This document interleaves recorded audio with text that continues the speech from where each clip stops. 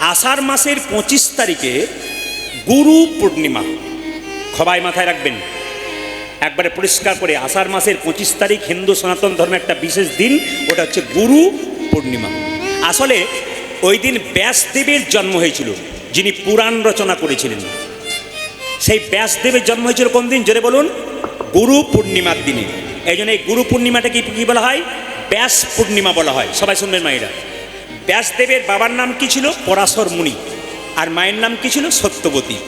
তবে 25শে আষাঢ় আপনাদের কিছু কাজ আছে, আপনারা করবেন।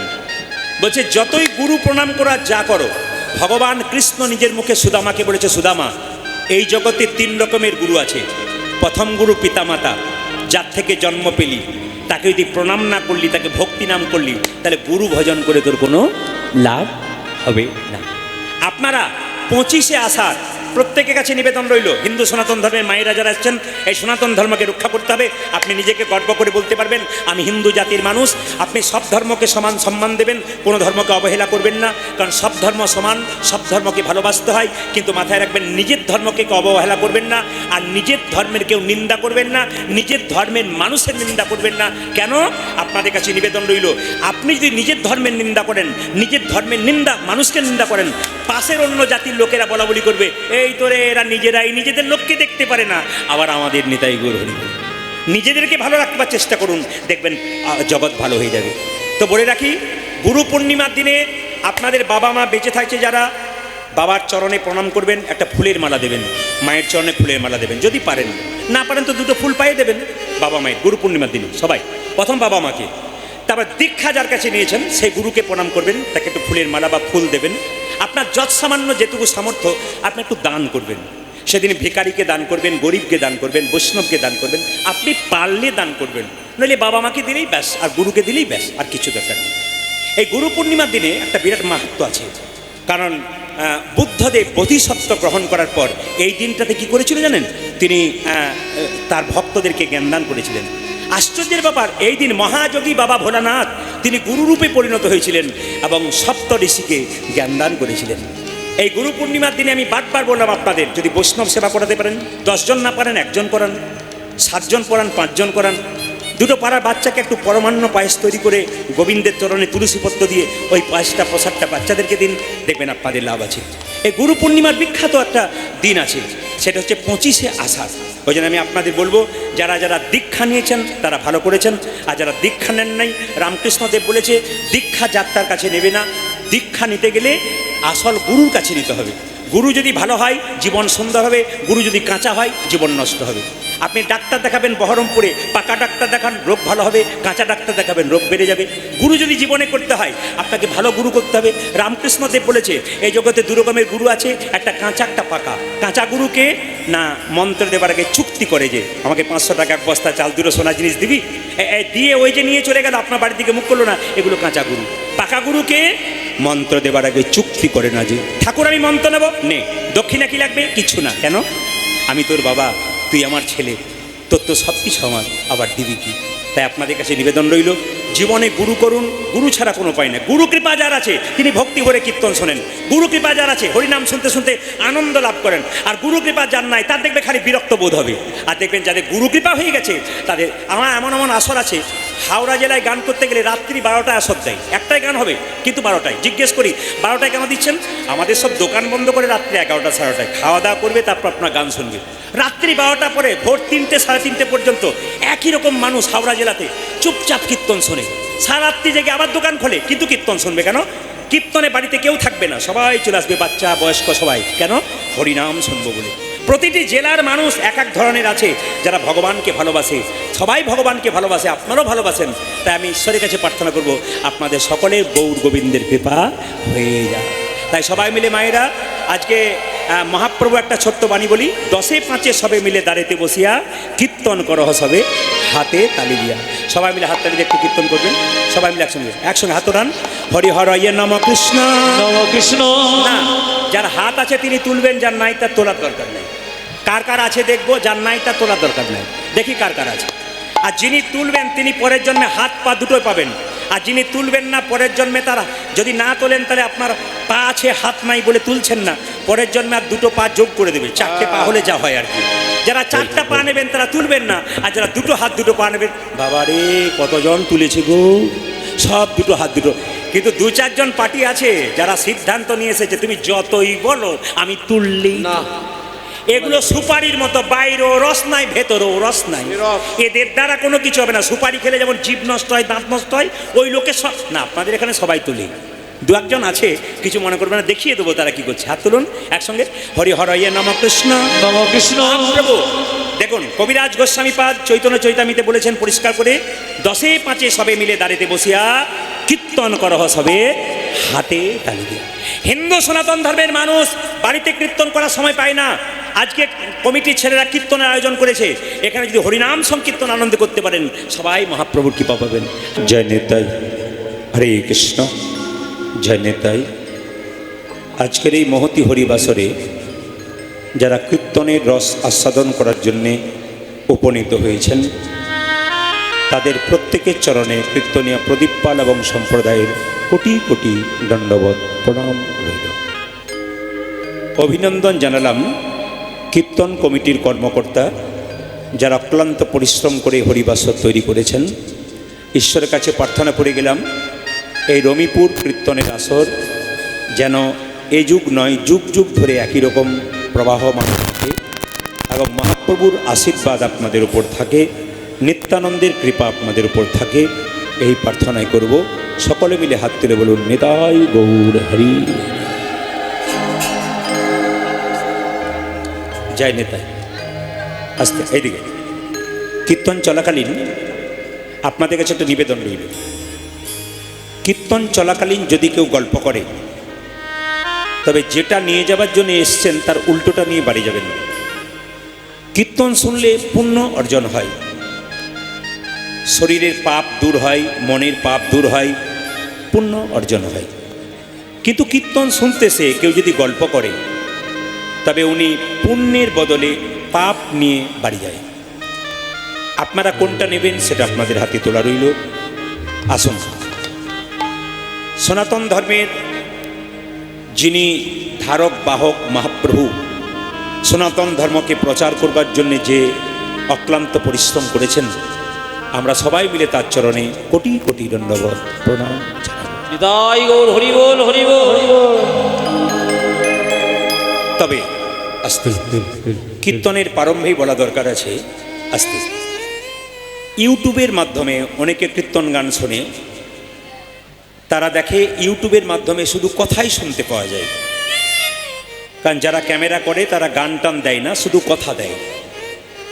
এখন দেখুন, অন্য কীর্তনিয়ার কথা আমি বলবো না, আমি পশ্চিমবাংলার প্রত্যেকটি জেলায় জেলায় যাই, আমি রাজ্যে রাজ্যে যাই, আগামীতে দেশের বাইরেও আমি যাব।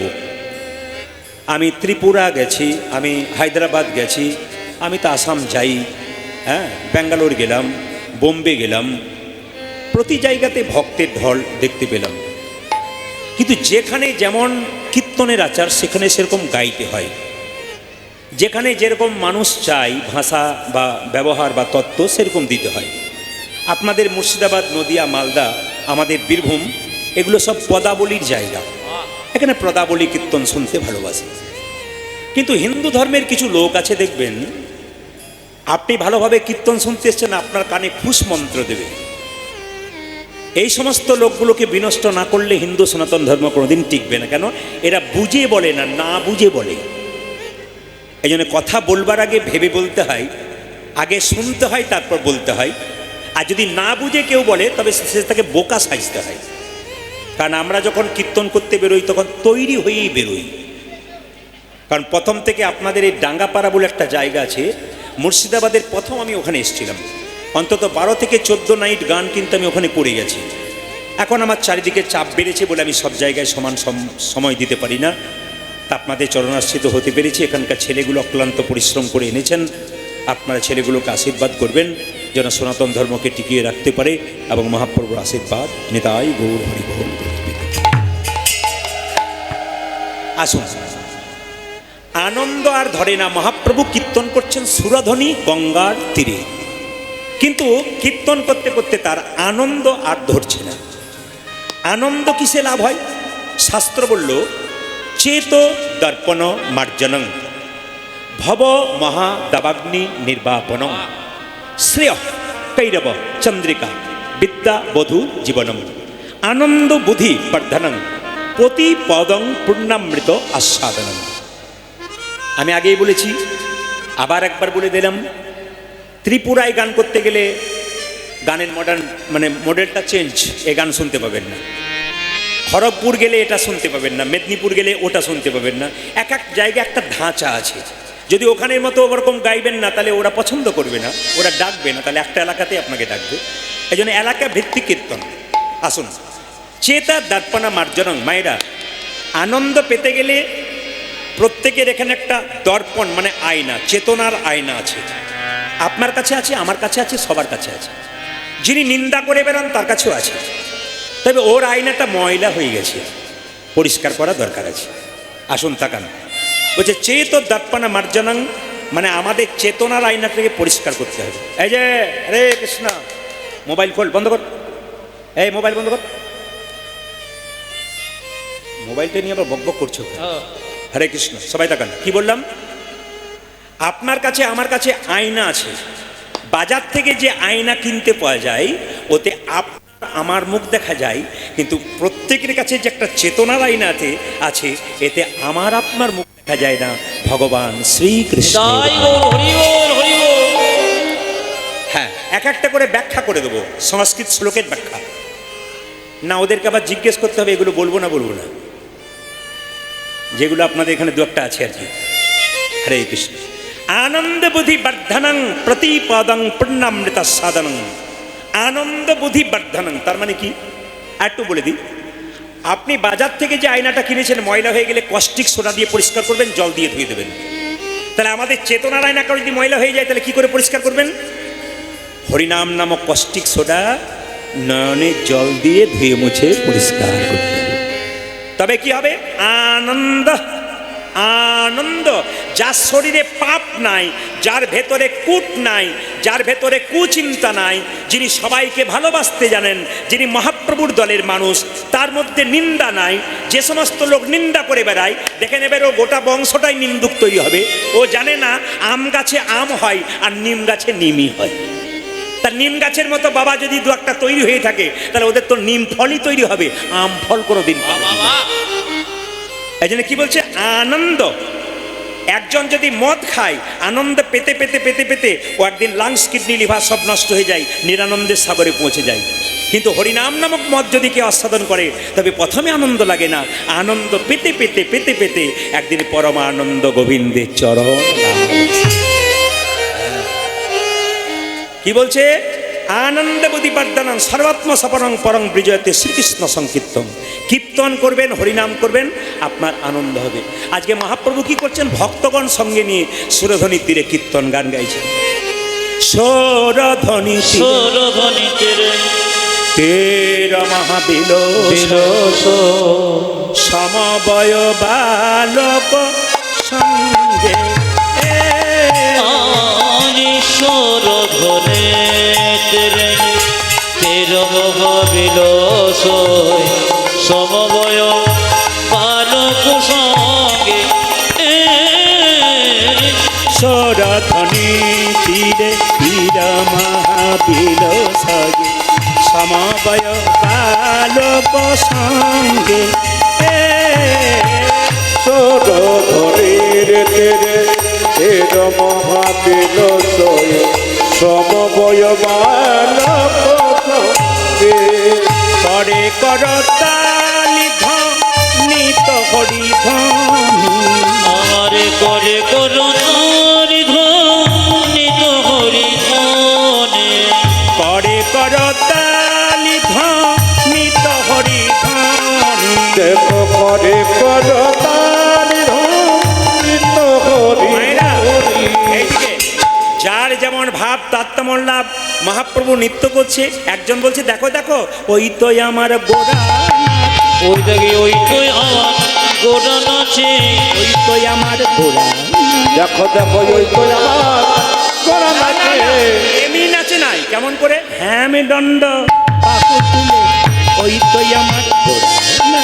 ওই দেখি ঘ্যামে দণ্ড বাহু তুলে ওই তো আমার গোড়া নাচে। হ্যাঁ মে দণ্ড বাহু তুলে ওই তো আমার গোড়া নাচে। ওগো হ্যাঁ মে দণ্ড বাহু তুলে ওই তো আমার গোড়া নাচে। একজন বলছে দেখো দেখো আমার গোড়া নাচছে, কিন্তু বাহু তুলে গোড়া নাচছে। একজন বলছে না না আমি কি দেখছি জানো, ওই তো গোড়াই নাচে। ওই দেখি ওই তো গোড়ায় নাচে। একই কথা। একজন বলল ওই তো গোড়া নাচে, একজন বলছে না না ওই তো গোড়াই নাচে। আজ ওই তো গোটাই নাচে, ওই তো গোড়াই নাচে। ওই তো গোড়াই নাচে। বুঝলাম না অন্তরে যার শ্যামে নাচে বাইরে গোড়াই। ওই দেখি অন্তরে যারে শ্যামে নাচে বাইরে গোড়ায় নাচে। অন্তরে যার শ্যাম নাচে বাইরে গোড়াই। ও জানি অন্তরে যার শ্যাম নাচে বাইরে গোটাই নাচে। সরধনি তীরে তীর মহা বিলসায় সমবায় লোকাঙ্গে। আজ সরধনে তেরে তেরো মহাবিলসয় সমবয় আলোক সঙ্গে। আজ সরধনের তেরে তের মহাবিলসয় সমবয় মানব সঙ্গে। আচ্ছা সবাই বলুন সুরধনী গঙ্গা মাইয়া কি? সুরধনী গঙ্গা মাইয়া কি? আচ্ছা মায়েরা কিছু মনে করবেন না, আপনাদের বহরমপুর কাছে গঙ্গাতে স্নান করেছেন? জোরে বলুন হ্যাঁ না না। আচ্ছা আপনাদের কি ধারণা আছে যে গঙ্গা স্নান করলে সব পাপ দূর হবে? কিছু মনে করবেন না, তাকাবেন আমার দিকে, এইদিকে। গঙ্গা স্নান করলে সব পাপ দূর হবে? এক বোতল নোংরা জল গঙ্গা জলের ভেতরে রেখে দিয়ে আসবেন, 7 দিন পরে তুলবেন বোতলটা। এক বোতলের নোংরা জল ছিপি লাগিয়ে আপনি বোতলটা গঙ্গা জলের ভেতরে ভরে দেবেন, নিয়ে 7 দিন পরে বোতলটা তুলবেন। ময়লাটা যাবে ভেতরে, ময়লাটা যাবে, বাইরেটা পরিষ্কার হবে। আপনারা যারা ভক্ত মানুষ তারা স্নান করলে আপনাদের ভেতর বাইরে সব পরিষ্কার হবে। আর যেগুলো নিন্দুক আছে এদেরকে যতই গঙ্গায় স্নান করুন, ভেতরে যে বোতলের ময়লাটা ঢুকে আছে এদের কিছুই হবে না। এই জন্য আগে ভেতরটা পরিষ্কার করতে হবে। রামকৃষ্ণদেব বললেন তোমার বাড়িতে কেউ যদি যায়, দুটো মিষ্টি জল দিতে পারো না পারো, দুটো মিষ্টি কথা বলতেছে। এই জন্য আমি কিছু মনে করবেন না, 2-1জন দেখবেন খুব অ্যালার্জি থাকে, তুলসী গাছ নিয়ে বলতে বারণ করবেন, এই নিয়ে বলতে বারণ করবেন। দেখবেন কিছু কিছু পেঁচালো ব্যক্তি আছে, আপনাদের এখানে নাই, অন্য জায়গার কথা বললাম আর কি। অনেকে বুঝতে পেরে গেছে আমার পাশের বাড়িতেই আছে আর কি। হ্যাঁ না বুঝলে হয়। এই দিকে তাকাবেন, তাহলে কি সেই সমস্ত লোকগুলো যতই গঙ্গায় স্নান করুক ভেতরে তো তাদের ময়লা ঢুকেই আছে, ও বাইরে পরিষ্কার হবে, ভেতরটা পরিষ্কার হবে না। একদিন কাক কোকিলকে জিজ্ঞেস করলো, কোকিল তুইও দেখতে কালো আমিও দেখতে কালো, তা তোকে লোকে পছন্দ করে আমাকে করে না কেন? কোকিল বলছে তুই বুঝতে পারিস না। বলে কেন? তোর গলার কণ্ঠস্বরটা খুব মোটা, ওই জন্য তোকে পছন্দ করে না। কোকিল বলছে আমার গলা ভালো তাই পছন্দ করে। কাক বলছে আমি এতদিনে বুঝতে পারলাম। বলে কি বুঝতে পারলি? দেখতে কালো হোক আর ফর্সা হোক, মুখের ভাষা যদি ভালো হয় পৃথিবীতে সব জায়গাতে থাক। ওই কাকগুলোকে বলবেন, যে কাকগুলো আছে কাকগুলোকে বলবেন কোকিল হ, নইলে ওইখানেই নিতাই গৌর হরি। আসুন আজকে মহাপ্রভু কি করলেন? আজ খেলায় বিনোদ খেলা, ওগো খেলায় বিনোদ খেলা, খেলায় বিনোদ খেলা।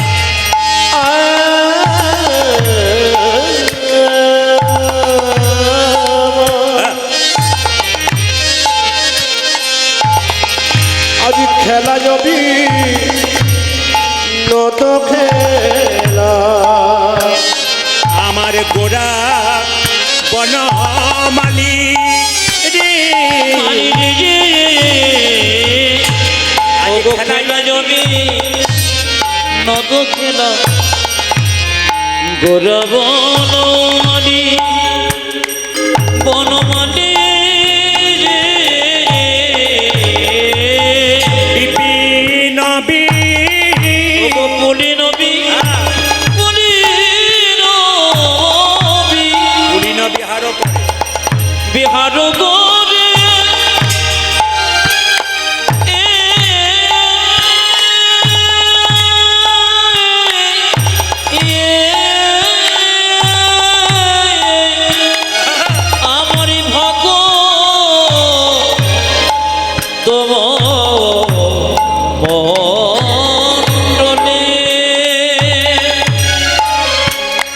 এই যে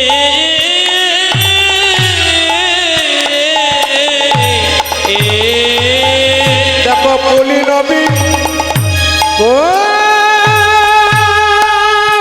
নবী রাজা করে হরি বল। হায় করে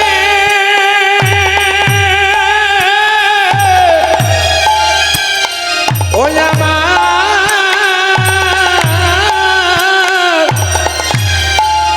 আমার ভগত মণ্ডলী গোড়ে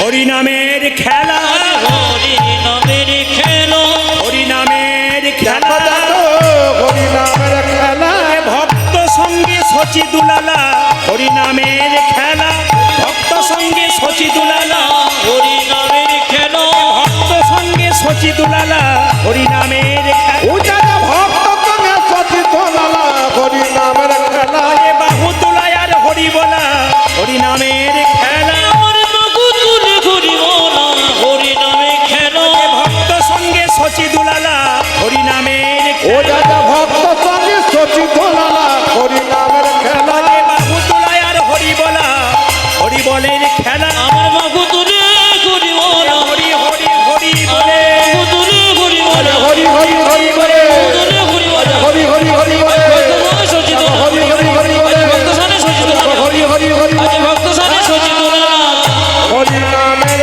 খেলা ও গো বলি নবী আমার বলি নবী বিহার করে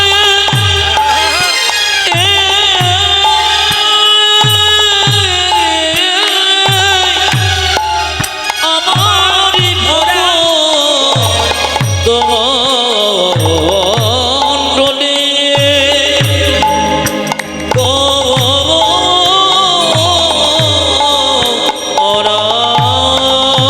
উজার ভক্ত বনমালী বটে রে, বনমালী বটে রে বনমালী বটে দেখো দেখো মালি বটে নে রে, আমার আমার গৌর হরি, বনমালী বটে রে, ওরে আমার আমার গিরিমারি বনমালী বটে রে এ আমার আমার গৌর হরি, বনমালী বটে রে। উজার আমার গৌর হরি বনমালি বটে নে এ কলির জীবের হৃদয় বাগানের বনমালী বটে রে, ওরে কলিজীবের গিরি বাগানে বনমালী বটে রে কলির জীবের হৃদয় বাগানের বনমালী বটে রে। উজার কলিযুগের হৃদয় বাগান এ আমার আমার গৌর হরি, কলিজীবে গিরি বাগানে আমার গৌর হরি কলিজীবে গিরি বাগানে আমার গৌর ওরে হরি কলিজীবে গিরি বাগানে আমার গৌর হরি আরে কলিজীবে হৃদয় বাগানে আমার গৌর হরি আরে কলিজীবে হৃদয় বাগানে বনমালি বটে নে ও গো বলি নবী বিহার করে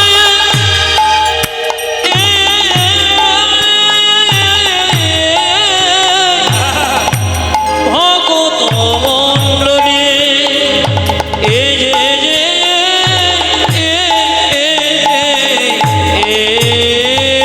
ভগত মণ্ডলে ভগত মণ্ডল সবাই মিলে দুটো হাত তুলে বলুন রাধা রানী কি। না, যে পরিমাণ ভক্ত হয়েছে একটু জোরে আশা করছিলাম। শ্যাম সুন্দর কি বেড়েছে, আরো বাড়বে মনে হচ্ছে। মদন মোহন কি। আপনার জয় বলছেন না ভয় বলছেন বুঝতে পারছি না, জোরে বলবেন। হ্যাঁ, কমিটির ভাইরা যারা আছেন তাদের কাছে নিবেদন রইল, পানীয় জলের বোতল দু চারটা এখানে দেবার চেষ্টা করো। পানীয় জলের বোতল আসরে দু চারটা। হরে কৃষ্ণ। একবার বলুন মদন মোহন কি। বাহ বাহ বাহ। হরিবাসর কি, সাধুগুরু বৈষ্ণব কি, গৌর ভক্তবৃন্দ কি, আপন আপন গুরুদেব কি, গরম লাগছে কি না। কিছু মনে করবেন না, এইগুলো আপনাদের ভালো লাগে আর ওইগুলো ওই পার্টিগুলোর খুব একটা পছন্দ হয় না। কেন বলুন তো, আপনাদের একটু আনন্দ দিই, সেটা নিরস লোক রসের আস্বাদন কি জানবে। জোরে বলুন রাধা রানী কি। বাহ, খুব খুশি হলাম আপনাদের রমিপুরে অগণিত ভক্তের প্রবাহমান স্রোত আমাকে খুব খুশি করেছে। ও রমিপুরের প্রত্যেকটি কমিটির ছেলে, রমিপুরের যারা আছেন ভক্তগণ খুব ভালো মানুষ। আমি আসার পর থেকে তারা জানলা থেকে দরজা থেকে বেরিয়ে না এর থেকে বুঝলাম যে ঘরে ঘরে সবাই শোনে আর কি। আসুন আপনার শুনবেন, অনেক জ্ঞান পাবেন। আমি একটা কথা বাইরের বলবো না, প্রতিটি কথা শাস্ত্রের বলবো, একটু মন দিয়ে শুনে নেবেন। যারা শাস্ত্র জানে তারা বুঝবে, শাস্ত্র জানে না। যম সংহিতা। এখন তো সন্ধ্যাবেলা, আসতে এখন তো সন্ধ্যাবেলা, সন্ধ্যাবেলায় 3টে কাজ করতে নাই। বলবো না, বাদ দিয়ে দেবো। আপনারা বললে বলবো, নাহলে বলবো না। না না না বলাটাই ভালো। আচ্ছা বেশ বেশ, আপনার কে কে শুনতে চান একবার দেখি, হাত তুলুন তো। হ্যাঁ সবাই শুনতে চান, বেশ ঠিক আছে। হ্যাঁ আচ্ছা, শাস্ত্রের নাম বলে দিলাম যম সংগীতা। সন্ধ্যাবেলায় এই তো সন্ধ্যাবেলা কীর্তন তো যম সংগীতা বলো সন্ধ্যাবেলায় খেতে নাই, সন্ধ্যাবেলায় শুতে নাই, আর সন্ধ্যাবেলায় স্বামী স্ত্রীর সঙ্গ করতে নাই। না না, আমি একবারে শাস্ত্রের রেফারেন্স দিয়ে বলবো, কারণ আমরা তো পড়াশুনো করি, ন্যায্য মতো বই পড়ি, ঘন্টার পর ঘন্টা আমাদেরকে পড়তে হয়, কারণ আমাদেরকে দেশে দেশে ঘুরতে হয়, জেলায় জেলায় ঘুরতে হয়, রাজ্যে রাজ্যে ঘুরতে হয়, বই পড়তে হয়, বহু জ্ঞানী মানুষ আসেন। কি বললাম? সন্ধ্যাবেলায় খেতে নাই, সন্ধ্যাবেলায় শুতে নাই, সন্ধ্যাবেলায় স্বামী স্ত্রীর সঙ্গ করতে নাই। কে বলল? যম সংহিতা। একটা করে বুঝিয়ে দেবো। সন্ধ্যাবেলায় খেলে কি হয়? মায়েরা বাড়িতে কেউ যদি কাজ করে ফিরলো বা বাচ্চারা যদি চিৎকার করছে মা খাবো খাবো বলবে, আপনি কি বলবেন? একটু অপেক্ষা কর, সন্ধ্যাটা পেরিয়ে যাক, তারপর দেবো। সন্ধ্যাবেলায় খেলে কি হয়? সন্ধ্যাবেলায় খেলে দারিদ্রতা বৃদ্ধি হয়। আমি বলি নাই, যম সংহিতা বলছে, প্রদীপ পাল বলে নাই। কি বলছে? সন্ধ্যাবেলায় খেলে কি হয় মায়েরা? দারিদ্রতা হয়। আর সন্ধ্যাবেলায় শুলে কি হয়? শরীরের মধ্যে রোগের বাসা বাঁধে। হ্যাঁ, আপনি সারা রাত্রি জেগে এসেছেন, আপনার শরীর ক্লান্ত আছে, আপনি দুপুর থেকে শুয়েছেন, সন্ধ্যাবেলায় একটু জেগে যাবেন, আপনারা বাড়ি জাগিয়ে দেবেন। আর যে সন্ধ্যাবেলায় এসছে খুব ঘুম আসছে, একটু অপেক্ষা কর বাবা, একটু সন্ধ্যাটা পেরিয়ে যাক, শুয়ে পড়বি, কোনো অসুবিধা নেই। আর সন্ধ্যাবেলায় স্বামী স্ত্রীর সঙ্গ করতে নেই। শাস্ত্রের প্রমাণ কোথায়? কশ্যপ মুনি, তার 2টো স্ত্রী ছিল, দিতি আর অদিতি। অদিতির 2টো সন্তান ছিল, ভক্ত সন্তান। আর দিতির যে সন্তান ছিল, ওই সন্তান কি হয়েছিল? অসুর সন্তান। কেন? কশ্যপ মুনি সন্ধ্যাবেলায় ধ্যান করছিলেন, আর সঙ্গে সঙ্গে দিতি তাকে ধরে নিয়ে গিয়ে বিছানায় নিয়ে গেছিল মনের ইচ্ছা পূর্ণ করবার জন্যে। অসুর সন্তানের জন্ম হল। অনেকে আমাদের প্রশ্ন করে, আমি খুব ঠান্ডা, আমার স্বামী খুব ঠান্ডা, আমার ছেলে এত দুষ্ট কেন? আমার ছেলে এত অসুরের মতো আচরণ কেন? ভদ্রতা জানে না, লোকের নিন্দে করে করে বেড়াই, এ কেমন ছেলের জন্ম দিলাম? অনেক মা বাবা বললাম ভুল কিন্তু আপনাদের একটা জায়গাতে কোথাও আছে, ওটা খুঁজে নেবেন, আফসোস করার দরকার নেই। গৌর গোবিন্দের কাছে প্রার্থনা করিব আপনাদের বাড়ি বাড়ি যেন কৃষ্ণ ভক্ত সন্তানের জন্ম হয়। প্রশ্ন করবেন, হ্যাঁ প্রশ্ন করবেন যে রমিপুরে এসে কৃষ্ণ ভক্ত সন্তান চাইলাম কেন? আপনাদের প্রতি বাড়ি বাড়ি কৃষ্ণ ভক্ত সন্তান জন্ম কেন চাইলাম বলুন তো? একটা কারণে। সচিমাতা নিমাইকে বলেছিল, নিমাই তোর বাবার পিণ্ড দিয়ে আয়। নিমাই বলেছিল, মা পিণ্ড দিলে কি হয়? সঙ্গে সঙ্গে সচিমাতা বলেছিল 7 বংশোদ্ধার হয়। নিমাই বলেছিল, মা পিণ্ড দিলে 7 বংশোদ্ধার হয়, কিন্তু কোনো বংশে একজন কৃষ্ণ ভক্ত সন্তান জন্ম নিলে 7 বংশ নয়, তার 14 বংশ নেতাই গৌর হরি বল বলে উদ্ধার। এই জন্য আপনাদের বাড়ি বাড়ি যদি কৃষ্ণ ভক্ত মায়েরা, আমি আগেই বলেছি, মাটি যদি হয় খাঁটি তবে সোনার ফসল ফলে। মাটি যদি ভালো হয়, বীজ যদি ভালো হয়, ফসল ভালো হবে না? কে বলেছে? আপনি মা ভালো হবেন, বাবা ভালো হবেন, আপনার সন্তান অবশ্যই ভালো হবে। আসুন, আজকে মহাপ্রভু কি করছেন দেখুন।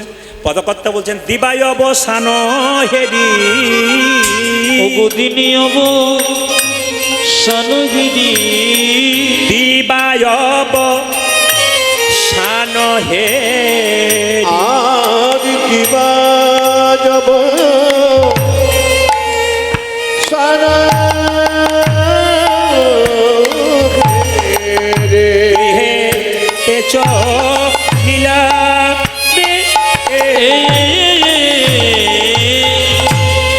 দিবায় অবসান হেরি, গৃহে দে চলিল চলিল, দিবায় অবসান হেরি, গৃহে চলিল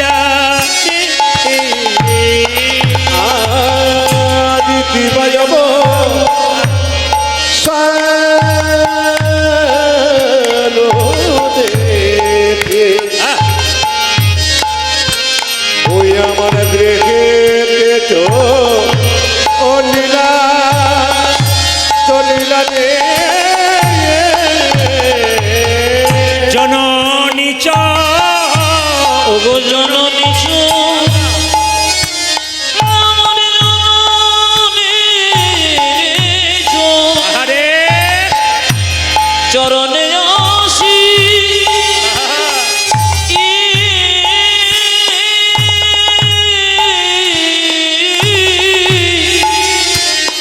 আমার প্রণাম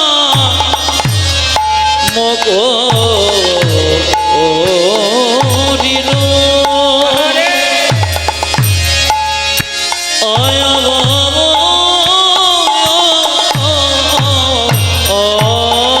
দেখো জননী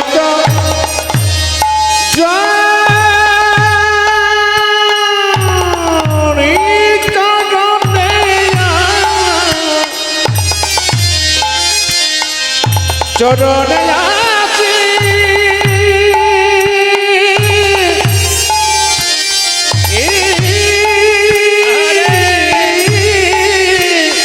আমার দেখো দেখো আমার প্রণাম করিল গোড়ালে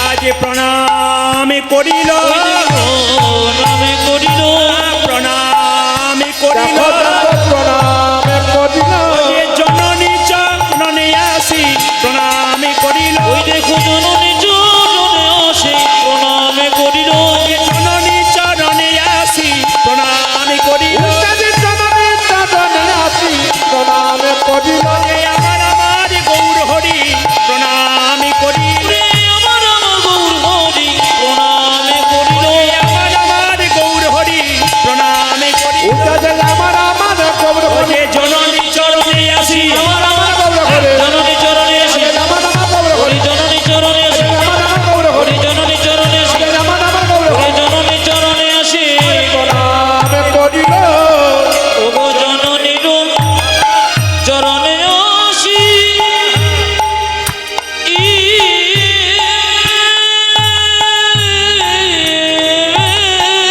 আরে আমার প্রণাম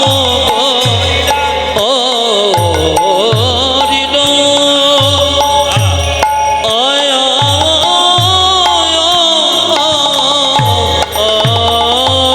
আজ প্রণাম করিল প্রণাম রে একটা নিবেদন আছে। স্বর্গীয় পিতা করুণাময় ঘোষ, স্বর্গীয়া মাতা বাসন্তী ঘোষ আত্মা কামনা শান্তির উদ্দেশ্যে এই লীলা কীর্তনের দায়িত্বভার গ্রহণ করেছে তাদের ছোট পুত্র ভূদেব ঘোষ। এরকম সন্তান যেন প্রত্যেক বাড়ি বাড়ি হয়, বাবা মায়ের আত্মা শান্তির জন্যে ভক্ত সেবা করাতে পারে, বৈষ্ণব সেবা করাতে পারে এবং কীর্তন গান দান করতে পারে। আপনারা আশীর্বাদ করুন ভূদেব ঘোষকে, যেন উনি এখন নয়, যেন প্রতি বছর ওনার সামর্থ্য হয়, গৌর গোবিন্দের কৃপা হয়, যেন প্রতি বছর তিনি বাবা আর মায়ের আত্মা শান্তি পান। সবাই মিলে একবার বলুন, রাধা রানী কি, শ্যাম সুন্দর কি, মদন মোহন কি। আচ্ছা বাবা, কিছু মনে করবেন না, আজকালকার ছেলে মেয়েরা বাবা মাকে খুব একটা প্রণাম, জোরে বলুন, করতে চায় না।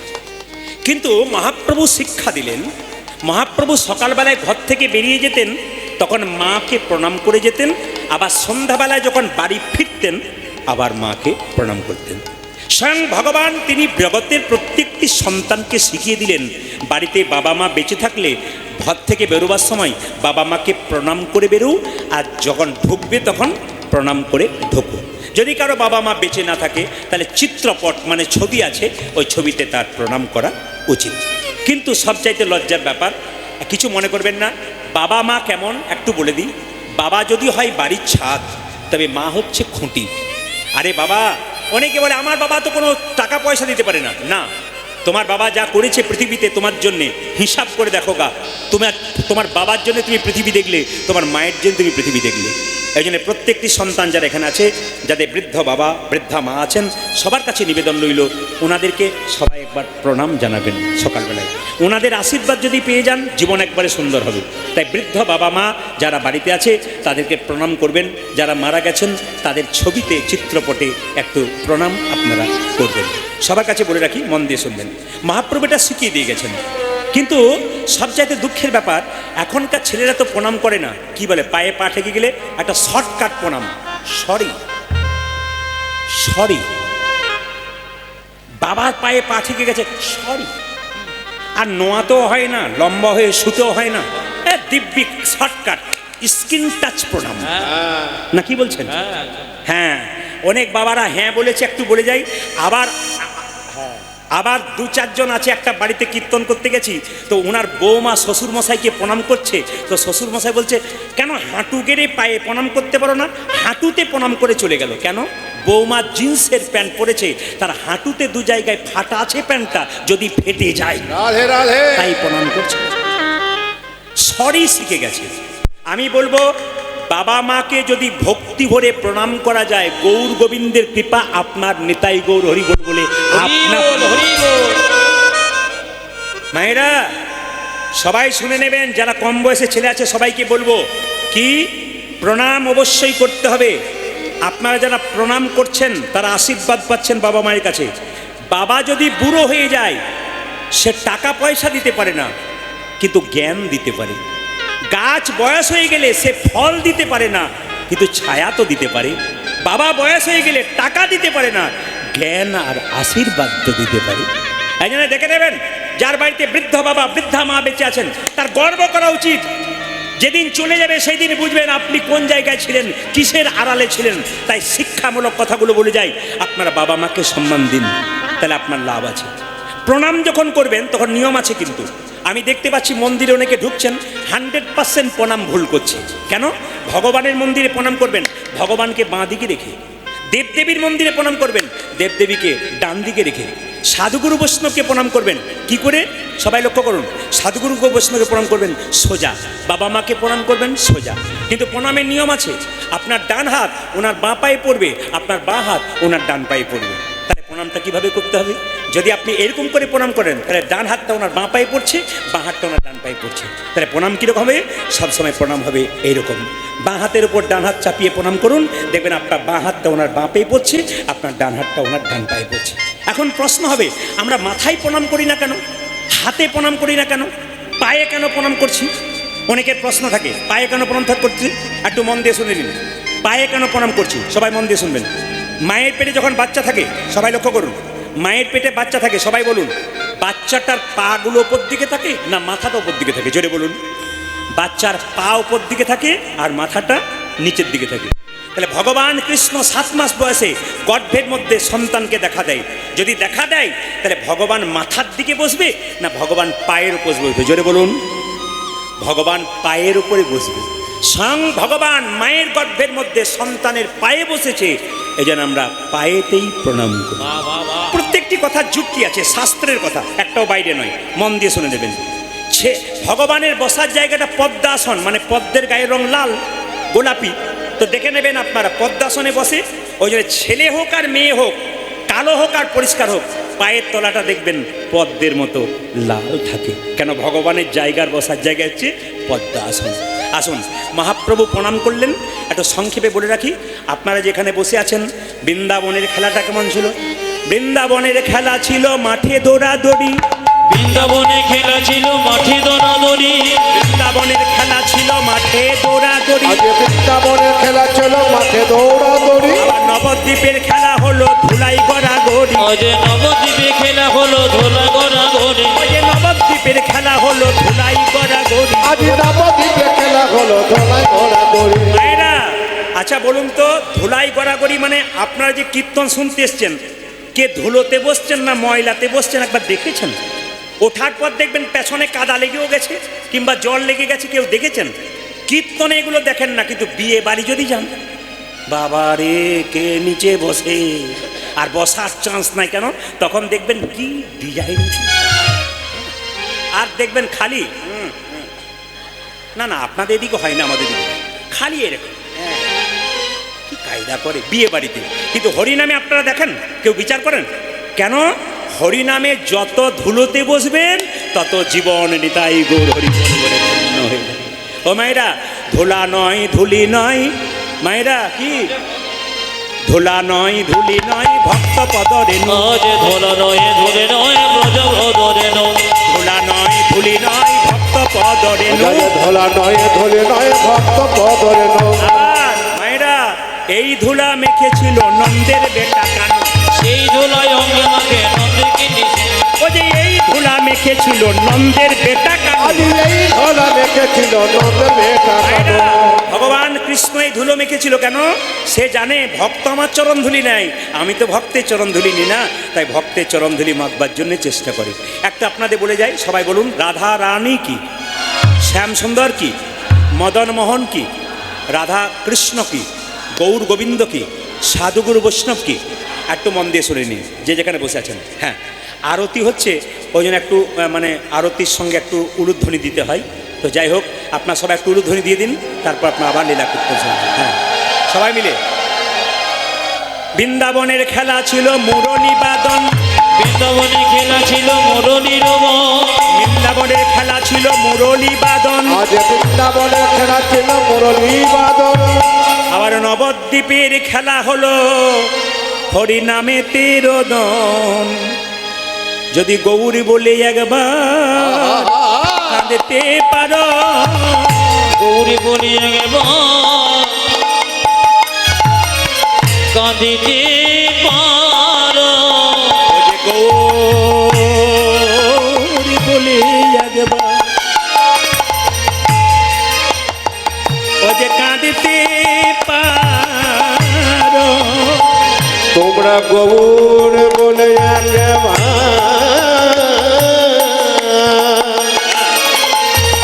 কাঁদিতে পারো।